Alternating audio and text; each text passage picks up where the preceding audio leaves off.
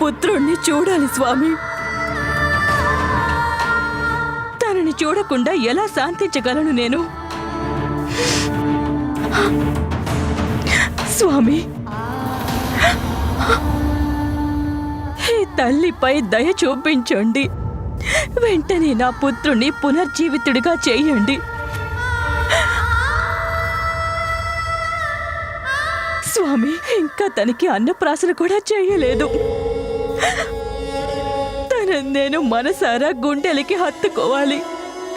తనకు నేను గోరుముద్దలు తినిపించాలి, లాలించాలి.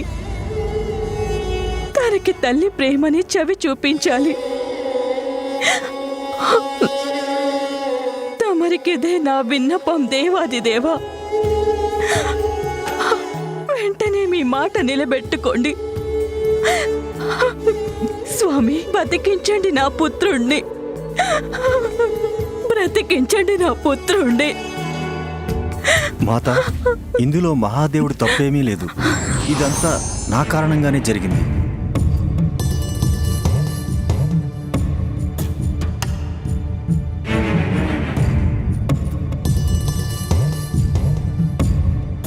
అసలైన అపరాధిని నేను. మాత, ఈ సంఘటనలన్నీ జరగడానికి కారకుణ్ణి నేనే. ఏంటి కశ్యప మహర్షి, దీనికి మీకు సంబంధం ఏముంది? సంబంధం ఉంది మాత. ఇదంతా నా శాపం వలనే సంభవించింది. ఒక శ్రీ గణనాథుని దివ్య చరితాన్ని తెలిపే గొప్ప దృశ్య కావ్యం జై గణేశ. కాంతిలో స్టూడియోస్లో